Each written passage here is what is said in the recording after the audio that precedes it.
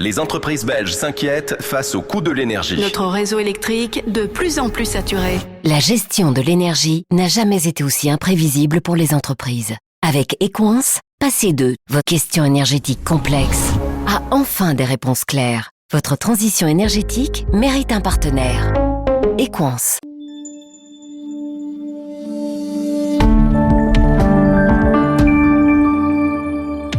Cette semaine s'ouvre la semaine du bio en Wallonie. L'agriculture biologique s'est imposée ces dernières années dans nos assiettes, mais derrière ce label, que recouvre réellement ce mode de production ?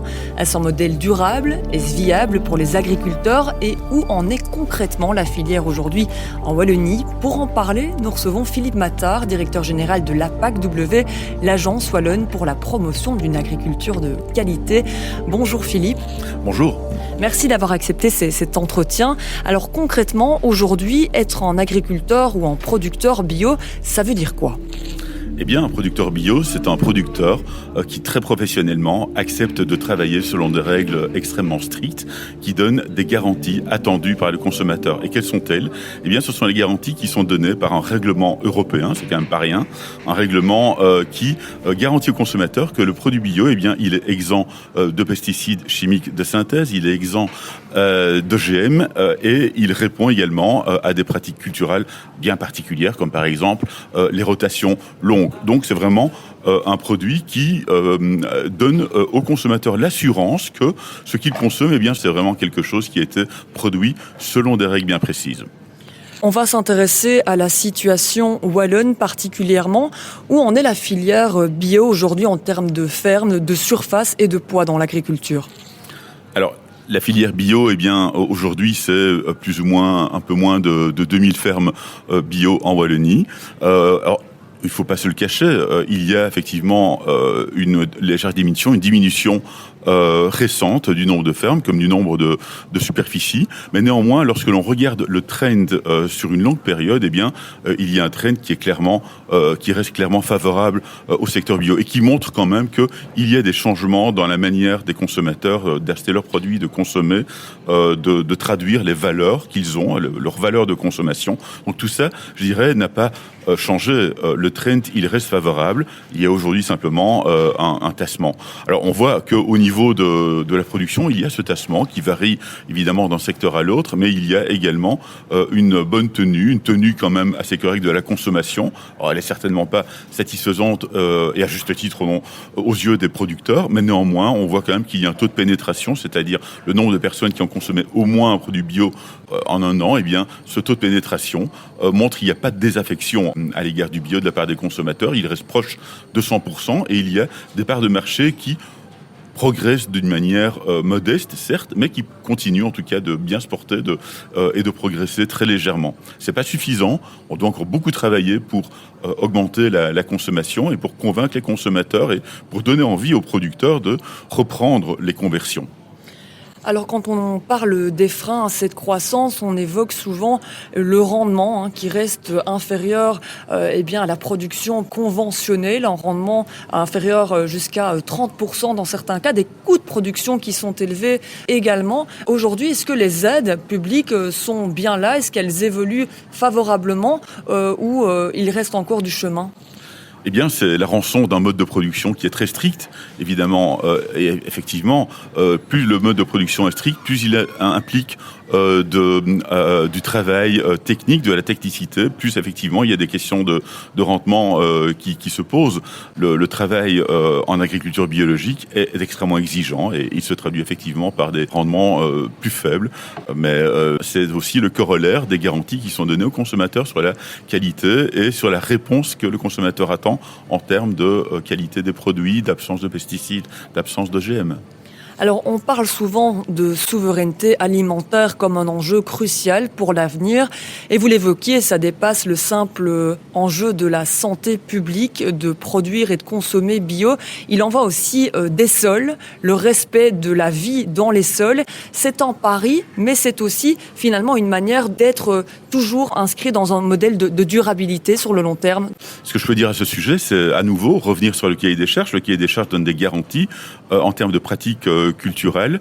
Ça concerne évidemment l'absence de pesticides, d'OGM et plus largement l'ensemble des pratiques culturelles. Mais néanmoins, ce sont des garanties qui sont légales, formelles, réglementaires et qui ont un impact inévitable sur la qualité des sols. Donc je pense qu'effectivement, le bio, c'est un engagement de la part des producteurs de servir la cause des attentes des consommateurs. Et ça, pour moi, c'était aussi une question économique, une question de consommation, d'attente des consommateurs, mais également de défendre aussi la cause de leur environnement, parce qu'il y a un souci, une précaution de la part des producteurs par rapport à leur environnement, aux terres qu'ils cultivent. Alors vous aviez mis en place une série d'outils et d'initiatives pour mieux connecter consommateurs, producteurs, distributeurs, transformateurs. Qu'en est-il aujourd'hui ? Est-ce que ces outils portent leurs fruits ? Alors la PACW a effectivement développé des outils digitaux, à la fois B2B et B2C, et pour le bio plus spécifiquement, il y a effectivement un outil de géolocalisation qui s'appelle Où trouver vos produits bio sur le site Bio Mon Choix et qui permet aux consommateurs d'aller chercher à proximité de chez lui les endroits où il peut acheter ses produits bio. Donc c'est vraiment une manière de favoriser encore la rencontre entre le producteur et le consommateur. Il couvre l'entièreté du territoire wallon. Oui, absolument. Partout où il y a des producteurs bio ou du retail bio, eh bien, il y a effectivement une géolocalisation qui permet à tous les consommateurs wallons sur le territoire wallon de trouver les produits bio au plus près de chez eux. Et cette connexion entre producteurs et consommateurs, elle se met en place et en lumière aussi grâce à cette semaine du bio qui commencera le 6 juin. À quoi s'attendre lors de cette grande semaine qui est la 21e édition, c'est ça ? Oui, absolument, c'est la 21e édition. Au cours de la semaine bio, il y aura une 60aine d'acteurs, d'opérateurs du secteur bio. Il y aura également une 100aine d'animations avec des dégustations, des producteurs qui ouvrent leurs portes et qui prennent du temps pour expliquer leur mode de production aux consommateurs. Il y a des animations culinaires, il y a toute une série d'autres activités, parfois ludiques. C'est aussi une manière d'expliquer ce qu'est le bio aux plus jeunes consommateurs. Et puis c'est aussi une opportunité pour donner de la visibilité au secteur bio, parce que la visibilité, c'est important. Voilà, il y a des campagnes de promotion, il y a de la communication permanente, mais il est important qu'il y ait au moins un événement annuellement où la priorité est donnée au bio et où on ouvre grand les portes du secteur bio pour expliquer ce qu'il représente à tout le monde. Et pour ceux qui n'ont jamais entendu parler de cette action, alors not shame on you, mais où peuvent-ils trouver les informations nécessaires pour connaître un petit peu l'agenda ? Eh bien, voilà, depuis que Internet existe, eh bien, l'information se trouve facilement. Il y a un site biomonchoix.be sur lequel on peut trouver toutes les informations concernant la semaine bio et encore bien d'autres informations, y compris les coordonnées des producteurs bio. Donc, franchement, les consommateurs n'auront qu'une difficulté à trouver toutes les informations utiles sur biomonchoix.be. Alors très bien, on va peut-être repréciser aussi les objectifs qui avaient été fixés par l'Europe et la demande qu'il en va à ses États membres d'augmenter le bio sur leur territoire. Alors elle parlait de 25% de culture bio d'ici 2030. Vous aviez même poussé la barre plus haute en disant on va vouloir 30% d'ici 2030. Maintenant, on en est où ? Et est-ce que cet objectif vous semble atteignable ? Alors, effectivement, 25%, c'est un objectif ambitieux et 30%, c'est encore plus ambitieux. Mais néanmoins, voilà, c'est un objectif qui a été fixé par le gouvernement wallon. Et donc voilà, c'est un objectif politique, vraiment, il faut le considérer comme tel. Et cet objectif, eh bien, on y va encore. Effectivement, on n'a pas encore atteint la cible, donc il y a encore du travail, à la fois pour développer la production et pour développer la consommation. Alors, évidemment, on peut dire qu'il faut d'abord une demande pour motiver l'offre, mais il faut aussi montrer qu'il y a une offre pour que la demande suive. Donc les deux vont de pair. Et c'est tout le travail qu'on doit mener maintenant. Alors, moi, je ne suis évidemment pas dépositaire de cet objectif. Je n'en suis pas le seul responsable. Je fais partie de celles et ceux qui doivent contribuer à l'atteinte de cet objectif. J'ai envie de dire que la ligne reste tracée. Voilà, on doit continuer à suivre puisque cet objectif reste l'objectif formel, officiel, tant de la part de l'Europe que de la part de la Wallonie. On va tout faire, évidemment, pour augmenter la consommation et pour convaincre les producteurs de se convertir et de contribuer à l'augmentation des superficies cultivées en bio. Et pour replacer la situation de la Wallonie dans un contexte plus large, si on regarde à l'échelle européenne notamment, on se situe où par rapport à nos efforts ? On est plutôt bien placé, bon élève ? Oui, alors déjà par rapport à nos amis flamands, on est bons élèves tant pour la production que pour la consommation, et on est vraiment très très très très loin de la Flandre au niveau de la production. C'est pour ça qu'on ne doit pas non plus s'autoflageller. On est vraiment performant, et même au niveau de l'Europe, on est au-delà de la moyenne européenne pour la production. Alors pour la consommation, on est un peu plus soumis à la compétitivité, à la concurrence par rapport à d'autres pays européens, mais on se porte bien. Franchement, tant le producteur wallon que le consommateur wallon est quelqu'un d'ambitieux et qui progresse bien, en tout cas par rapport aux autres États membres. Est-ce qu'on peut rapidement faire le point sur les légumes et les fruits que l'on retrouve dans notre agriculture biologique aujourd'hui ? Il y a d'abord, dans nos vergers en Wallonie, c'est d'abord le secteur des pommes et des poires qui tient le haut du pavé, qui est le plus représentatif. Mais également une belle progression au niveau des fruits secs, les noix, les noisettes, qui tendent plutôt à progresser. Et du reste, il ne vous a peut-être pas échappé non plus que c'est le secteur des fruits qui est un des poissons, le secteur qui, au niveau de la production, progresse le mieux en Wallonie. Il y a des secteurs qui, pour l'instant, sont un peu en berne. Alors, encore une fois, moi je considère d'une manière optimiste que c'est plutôt conjoncturel, que les choses vont reprendre, qu'il y a de la communication peut-être à encore améliorer, à renforcer pour amener le consommateur vers ces produits. Mais en tout cas, le secteur des fruits, lui, au niveau de la production, se porte plutôt bien. Et je pense qu'il y a aussi des consommateurs qui accordent de l'importance à aller chercher la pomme bio, la poire bio et évidemment qui soit produite localement. Est-ce que la filière se structure progressivement ? Alors aujourd'hui, il y a encore des enjeux de structuration au sein de la filière, des enjeux qui sont liés à l'existence, au développement de coopératives.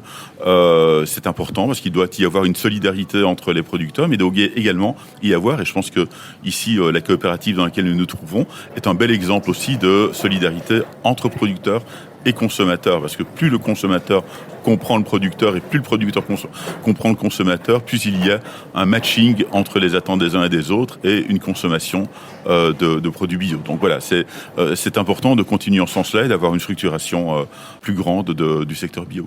Alors, en ce qui concerne les plus sceptiques qui veulent avoir un maximum de garanties sur les aspects bio d'une production, il y a un système de certification qui est mis en place. Comment est-ce qu'il fonctionne justement ?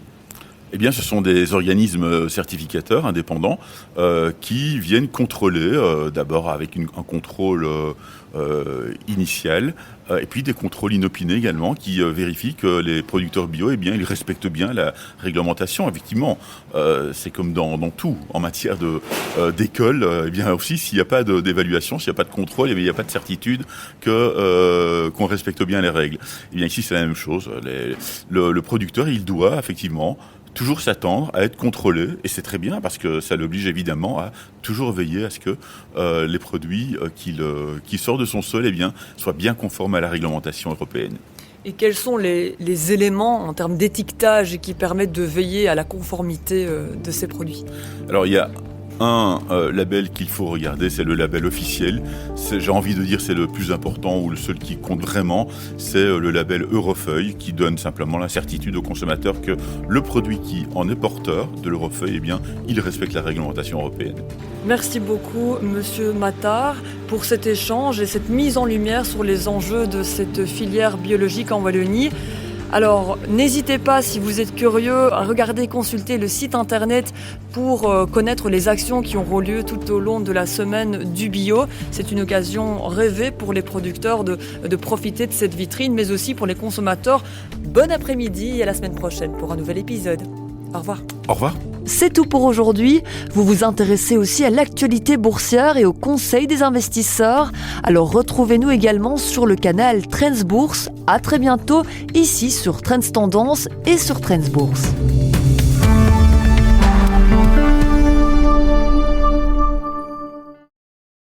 Les entreprises belges s'inquiètent face au coût de l'énergie. Notre réseau électrique de plus en plus saturé. Pour leur énergie, les entreprises ont souvent l'impression d'être livrées à elles-mêmes. Avec Equance, passez de tout gérer vous-même à un partenariat qui donne de l'énergie. Votre transition énergétique mérite un partenaire.